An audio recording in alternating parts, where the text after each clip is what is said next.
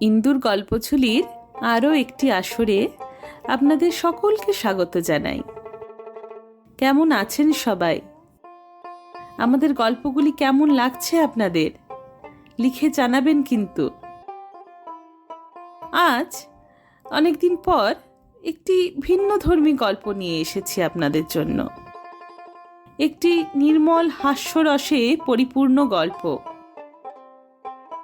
নমস্কার, আমি চৈতালি। শুরু হচ্ছে আমাদের আজকের উপস্থাপনা। রাজশেখর বসু ওরফে পরশুরাম রচিত গল্প আতার পায়েস।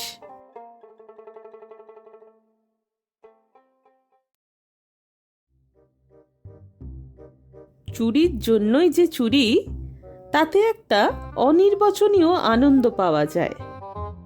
দেশের কাজে চুরি, সরকারি কন্ট্রাক্টে চুরি, তহবিল তছরূপ, পকেট মারা ইত্যাদির উদ্দেশ্য যতই মহৎ হোক, তাতে আনন্দ নেই, শুধু স্থূল স্বার্থসিদ্ধি। গীতায় যাকে কাম্যকর্ম বলা হয়েছে, এসব চুরি তারই অন্তর্গত।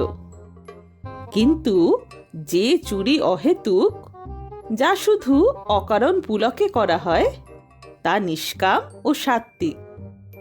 অনাবিল আনন্দ তাতেই মেলে। যশোদা দুলাল শ্রীকৃষ্ণ ভালোই খেতেন। কার্বোহাইড্রেট, প্রোটিন, ফ্যাট কিছুরই তার অভাব ছিল না। তথাপি তিনি ননি চুরি করতেন। তার কোটিতটের রঙিন ধুতি যথেষ্ট ছিল, বস্ত্রাভাব কখনো হয়নি। তথাপি তিনি বস্ত্র হরণ করেছিলেন। এই হলো নিষ্কাম সাত্ত্বিক চুরির ভগবত প্রদর্শিত নিদর্শন। রামগোপাল হাই স্কুলের মাস্টার প্রবোধ ভট্টাচার্য একবার এই রকম চুরিতে জড়িয়ে পড়েছিল। প্রবোধ মাস্টারের বয়স 30, আমুদে লোক। ছাত্ররা তাকে খুব ভালোবাসে। পুজোর বন্ধর দিন কতক আগে 5টি ছেলে তার কাছে এলো। তাদের মুখপাত্র সুধীর বললে, স্যার, মহা মুশকিলে পড়েছি। প্রবোধ জিজ্ঞাসা করলে, ব্যাপারটা কি? গেল বছর আমার বড়দার বিয়ে হয়ে গেল, জানেন তো। তার শ্বশুর ভৈরববাবু খুব বড় লোক। দেওঘরের কাছে গণেশ মুন্ডায় তার একটা চমৎকার বাড়ি আছে। বৌদি বলেছে সে বাড়ি এখন খালি। পুজোর ছুটিতে আমরা জনকতক স্বচ্ছন্দে কিছুদিন সেখানে কাটিয়ে আসতে পারি। এ তো ভালো খবর, মুশকিল কি হলো? ভৈরববাবু বলেছেন আমাদের সঙ্গে যদি একজন অভিভাবক যান, তবেই আমাদের সেখানে থাকতে দেবেন। তোমার বড়দা আর বৌদিকে নিয়ে যাও না। তা হবার জো নেই, ওরা মাইসোর যাচ্ছে। আপনি আমাদের সঙ্গে চলুন স্যার। ক্লাস 10-এর আমি, ক্লাস 9-এর নিমাই, নরেন, সুরেন আর ক্লাস 8-এর পিন্টু, আমরা এই 5 জন যাব। আপনার কোনো অসুবিধে হবে না। সঙ্গে চাকর যাবে তো? কোনো দরকার নেই, সেখানে দারোয়ান আর মালি আছে, তারাই সব কাজ করে দেবে। খাবার জন্য ভাববেন না স্যার। আমরা সঙ্গে স্টোভ নেব, কারি পাউডার নেব, চা, চিনি, গুঁড়ো দুধ আর বিস্কুটও দেদার নেব। ওখানে সস্তায় মুরগি পাওয়া যায়, বৌদি কারি রান্না শিখিয়ে দিয়েছে।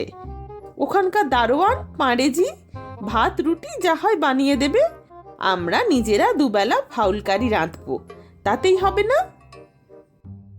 প্রবোধ বলল, সব তো বুঝলুম, কিন্তু আমাকে নিয়ে যেতে চাও কেন? মাস্টার সঙ্গে থাকলে তোমাদের ফুর্তির ব্যাঘাত হবে না? সজোরে মাথা নেড়ে সুধীর বললে, মোটেই একদম একটুও কিচ্ছু ব্যাঘাত হবে না। আপনি সেরকম মানুষই নন স্যার। আপনি সঙ্গে থাকলে আমাদের 3 ডাবল ফুর্তি হবে। নিমাই, নরেন, সুরেন সমস্বরে বললে, নিশ্চয়ই নিশ্চয়ই। পিন্টু বললে, স্যার, কোনান ডয়েলের সেই লস্ট ওয়ার্ল্ড গল্পটা ওখানে গিয়ে বলতে হবে কিন্তু। প্রবোধ যেতে রাজি হলো। দেওঘর আর জসিডির মাঝামাঝি গণেশ মুন্ডা পল্লীটি সম্প্রতি গড়ে উঠেছে।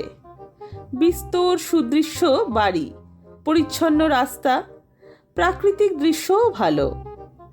ভৈরববাবুর অট্টালিকা ভৈরব কুটির আর তার প্রকাণ্ড বাগান দেখে ছেলেরা আনন্দে উৎফুল্ল হলো এবং ঘুরে ঘুরে চারদিক দেখতে লাগলো। বাগানে অনেক রকমের ফলের গাছ, গোটাকতক আতা গাছে বড় বড় ফল ধরেছে। অনেকগুলো একেবারে তৈরি, পেরে খেলেই হয়। প্রবোধ বললে, ভারী আশ্চর্য তো, ভৈরববাবুর দারোয়ান আর মালি দেখছি অতি সাধু পুরুষ। সুধীর বললে, মনেও ভাববেন না তা, আমি এখানে এসেই সব খবর নিয়েছি স্যার। দারোয়ান মেহিপাড়ে আর মালি ছেদি মাহাতো, এদের মধ্যে ভীষণ ঝগড়া। দুজনে দুজনের ওপর কড়া নজর রাখে, তাই এ পর্যন্ত কেউ চুরি করার সুযোগ পায়নি। প্রবোধ বললে, আত্মকলহের ফল এই।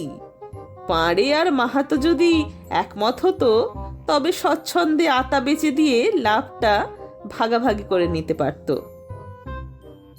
নিমাই বললে, আচ্ছা স্যার, আমাদের দেশ নেতাদের মধ্যে তো ভীষণ ঝগড়া, তবুও চুরি হচ্ছে কেন? সুধীর বললে, যা যা, জ্যাঠামি করিসনি, আগে বড় হ, তারপর সব পলিটিক্স বুঝবি। নিমাই বললে, যদি 2-3 সের দুধ জোগাড় করা যায় তবে চমৎকার আতার পায়েস হতে পারবে। আমি তৈরি করা দেখেছি, খুব সহজ। সুধীর বললে, বেশ তো, তুই তৈরি করে দিস। ও পারেজি, তুমি কাল সকালে 3 সের খাঁটি দুধ আনতে পারবে? পাড়ে বলল, জরুর পারবো হুজুর। নাওয়া খাওয়া আর বিশ্রাম চুকে গেল। বিকেলবেলা সকলে বেড়াতে বেরুলো। ঘণ্টাখানেক বেড়াবার পর ফেরবার পথে সুধীর বললে, দেখুন স্যার, এই বাড়িটি কি সুন্দর, ভীমসেন ভিলা। গেটের ওপর কি চমৎকার থোকা থোকা হলদে ফুল ফুটেছে। আকাশের দিকে হাত বাড়িয়ে পিন্টু চেঁচিয়ে উঠল, ওই ওই, একটা নীলকণ্ঠ পাখি উড়ে গেল। নিমাই বললে, এদিকে দেখুন স্যার, উহ, কি ভয়ানক পেয়ারা ফলেছে, কাশির পেয়ারার চাইতে বড় বড়। নিশ্চয়ই এ বাড়িরও দারোয়ান আর মালির মধ্যে ঝগড়া আছে, তাই চুরি যায়নি। ফটকে তালা নেই। সুধীর ভিতরে ঢুকে এদিক ওদিক উঁকি মেরে বললে, কাকেও তো কোথাও দেখছি না, কিন্তু ঘরের জানালা খোলা, মশারি টাঙানো রয়েছে, বোধহয় সবাই বেড়াতে গেছে। দারোয়ান, ও দারোয়ানজি, ও মালি। কোনো সাড়া পাওয়া গেল না। তখন সকলে ভিতরে এসে ফটকের পাল্লা ভেজিয়ে দিল। নিমাই বললে, একটা পেয়ারা পারবো স্যার? প্রবোধ বললে, বাজারে প্রচুর পেয়ারা দেখেছি, নিশ্চয়ই খুব সস্তা। খেতে চাও তো কিনে খেও, বিনা অনুমতিতে পরের দ্রব্য নিলে চুরি করা হয়, তা জানো না? জানি স্যার, চুরি করব না, শুধু একটা চেখে দেখব কাশির পেয়ারার চাইতে ভালো কি মন্দ। প্রবোধ পিছন ফিরে গম্ভীরভাবে একটা তাল গাছের মাথা নিরীক্ষণ করতে লাগলো। মৌনং সম্মতি লক্ষণম ধরে নিমাই গাছে উঠল। পেয়ারা পেরে কামড় দিয়ে বললে, বোম্বাই আমের চাইতে মিষ্টি। সুধীর বললে, এই নিমে, স্যারকে একটা দে। নিমাই একটা বড় পেয়ারা নিয়ে হাতে ঝুলিয়ে বললে, এইটে ধরুন স্যার, একটু চেখে দেখুন, চমৎকার। পেয়ারায় কামড় দিয়ে প্রবোধ বললে, সত্যিই খুব ভালো পেয়ারা, আর বেশি পেরো না, তাহলে ভারী অন্যায় হবে কিন্তু। লোভ সংবরণ করতে শেখো। ততক্ষণ নিমাইয়ের সব পকেট বোঝাই হয়ে গেছে, আর সঙ্গীরাও প্রত্যেকে 2-3টে করে পেয়েছে। সুধীর বললে, এই নিমে, শুনতে পাচ্ছিস না বুঝি? স্যার রাগ করছেন, নেমে আয় চট করে, এক্ষুনি হয়তো কেউ এসে পড়বে। হঠাৎ ক্যাঁচ করে গেটটা খুলে গেল। একজন মোটা বৃদ্ধ ভদ্রলোক আর একটি রোগা মহিলা প্রবেশ করলেন। দুজনের হাতে গামছায় বাঁধা বড় বড় দুটি পোঁটলা। নিমাই গাছের ডাল ধরে ঝুলে ঝুপ করে নেমে পড়ল। বৃদ্ধ চেঁচিয়ে বললেন, এসব কি? দল বেঁধে আমার বাড়ি ডাকাতি করতে এসেছো? ভদ্রলোকের ছেলের এই কাজ? ঝব্বু সিং, এই ঝব্বু সিং, বেটা গেল কোথায়? পোঁটলা দুটি নিয়ে মহিলা বাড়ির মধ্যে ঢুকলেন। ঝব্বু সিং এক লোটা বৈকালিক ভাং খেয়ে তার ঘরে ঘুমুচ্ছিল। এখন মনিবের চিৎকারে উঠে পড়ে চোখ রগড়াতে রগড়াতে বেরিয়ে এলো। সে হুঁশিয়ার লোক, কেটে তাড়াতাড়ি তালা বন্ধ করে লাঠি ঠুকতে ঠুকতে বললে, হুজুর হুকুম দেন তো থানে মে খবর দিয়ে আসি। হো বৈজনাথজি, ছিয়া ছিয়া, ভদ্র আদমির ছেলিয়ার এহি কাম। হুজুর বললেন, খুব হয়েছে, ডাকাতরা চোখের সামনে সব লুটে নিলে আর তুমি বেহুশ হয়ে ঘুমোচ্ছিলে। তারপর মশাইদের কোথা থেকে আগমন? এরা তো দেখছি ছোকরা, বজ্জাতি করবারই বয়স। কিন্তু তুমি তো বাপু খোকা নও, তুমি বুঝি দলের সর্দার? প্রবোধ হাত জোর করে বললে, মহা অপরাধ হয়ে গেছে স্যার। এই নিমাই সব পেয়ারা দারোয়ানজির জিম্মায় করে দাও। আমরা বেশি খাইনি স্যার, মাত্র 2-3টে চেখে দেখেছি। অতি উৎকৃষ্ট পেয়ারা। কৃতার্থ হলুম শুনে। এরা বোধহয় স্কুলের ছেলে। তোমার কি করা হয়? নাম কি? আগে আমার নাম প্রবোধচন্দ্র ভট্টাচার্য, মানিকতলার রামগোপাল হাই স্কুলের মাস্টার। এরা সব আমার ছাত্র, পুজোর ছুটিতে আমার সঙ্গে বেড়াতে এসেছে। খাসা অভিভাবকটি পেয়েছে, খুব নীতি শিক্ষা হচ্ছে। আমাকে চেনো? Bhimchandra Sen, retired district magistrate. Rai Bahadur খেতাবও আছে, কিন্তু এই স্বাধীন ভারতে সেটার আর কদর নেই। বিস্তর চোরকে আমি জেলে পাঠিয়েছি। তোমার স্কুলের সেক্রেটারিকে যদি লিখি আপনাদের প্রবোধ মাস্টার এখানে এসে তার ছাত্রদের চুরি বিদ্যে শেখাচ্ছে, তাহলে কেমন হয়? যদি কর্তব্য মনে করেন তবে আপনি তাই লিখুন স্যার। আমি আমার কৃতকর্মের ফল ভোগ করব। তবে একটা কথা নিবেদন করছি, কেউ অভাবে পড়ে চুরি করে, কেউ বিলাসিতার লোভে করে, কেউ বড়লোক হবার জন্য করে, কিন্তু কেউ কেউ, বিশেষত যাদের বয়স কম, নিছক ফুর্তির জন্যেই করে। আমি অবশ্য ছেলে মানুষ নই, কিন্তু এই ছেলেদের সঙ্গে মিশে এই শরৎ ঋতুর প্রভাবে আর আপনার এই সুন্দর বাগানটির শোভায় মুগ্ধ হয়ে আমারও একটু বালকত্ব এসে পড়েছে। এই যে পেয়ারা চুরি দেখছেন, এ ঠিক মামুলি কুকর্ম নয়। এ হচ্ছে শুধু নবীন প্রাণরসের একটু উচ্ছলতা। ওরে নবীন, ওরে আমার কাঁচা, উচ্ছটি তোরা উচ্চে তুলে নাচা। রবি ঠাকুর তোমাদের মাথা খেয়েছেন। বিয়ে করেছ? করেছি স্যার। তবে পুজোর ছুটিতে বউকে ফেলে এখানে এসে কি করছো? বনে না বুঝি? আগে খুবই বনে, কিন্তু তিনি তার বড়লোক দিদি আর জামাইবাবুর সঙ্গে শিলং গেছেন। আমি এই ছেলেদের আবদার ঠেলতে পারলুম না, তাই এখানে এসেছি। স্যার, যে কুকর্ম করে ফেলেছি তার বিচার একটু উদারভাবে করুন। আপনি ধীর স্থির প্রবীণ বিচক্ষণ ব্যক্তি, ছেলে মানুষই ফুর্তির বহু ঊর্ধ্বে উঠে গেছেন। কে বললে ঊর্ধ্বে উঠে গেছি? আমাকে জরদগব গিধার ঠাউরেছ নাকি? তাহলে আশা করতে পারি কি যে আমাদের ক্ষমা করলেন?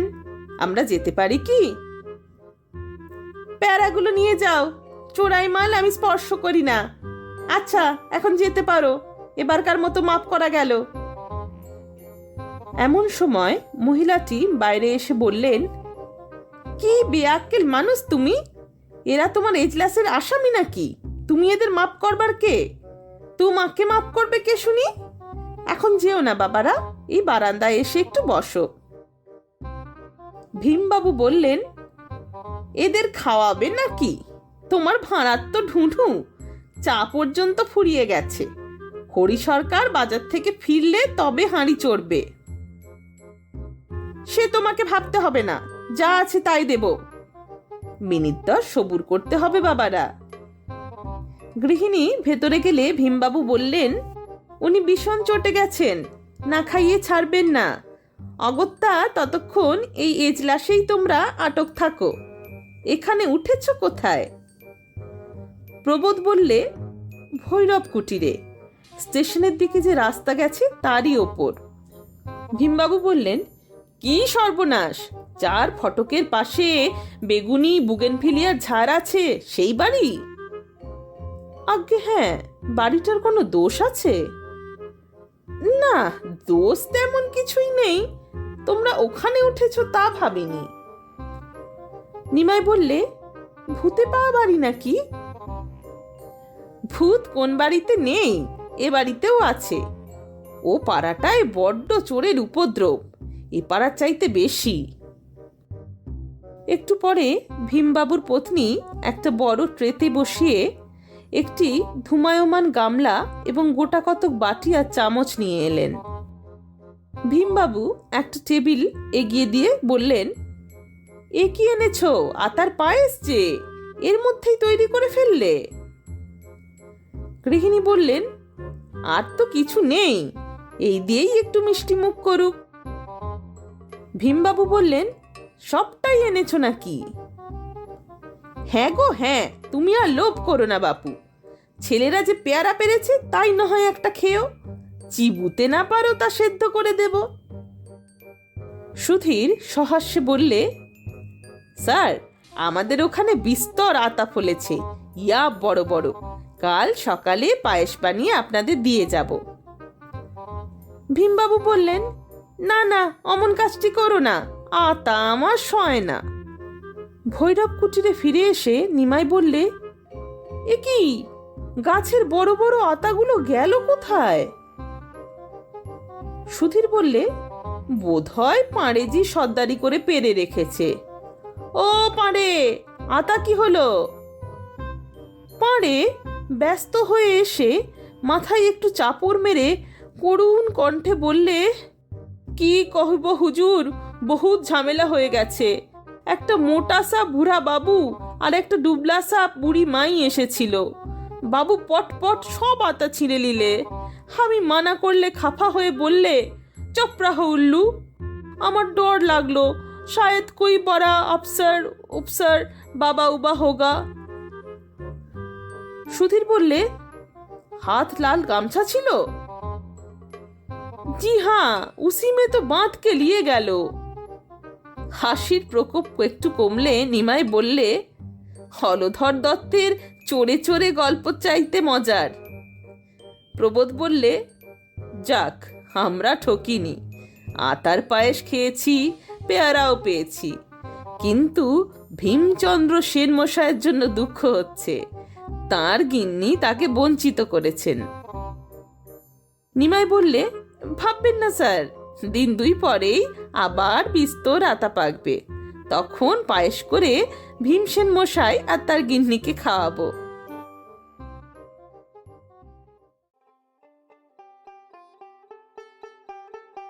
আজকের গল্পটি এখানেই শেষ। কেমন লাগলো গল্প পাঠ জানাতে ভুলবেন না কিন্তু। আপনাদের মতামতের অপেক্ষায় থাকব। আর যদি ভালো লেগে থাকে তাহলে সাবস্ক্রাইব করে পাশে থাকার অনুরোধ রইল। এবং যদি পারেন ভিডিওটি বন্ধুবান্ধবদের মধ্যে শেয়ার করে নেবেন। এবং আরও কী কী গল্প শুনতে চান অবশ্যই লিখে জানাবেন। আজ তাহলে আসি, নমস্কার।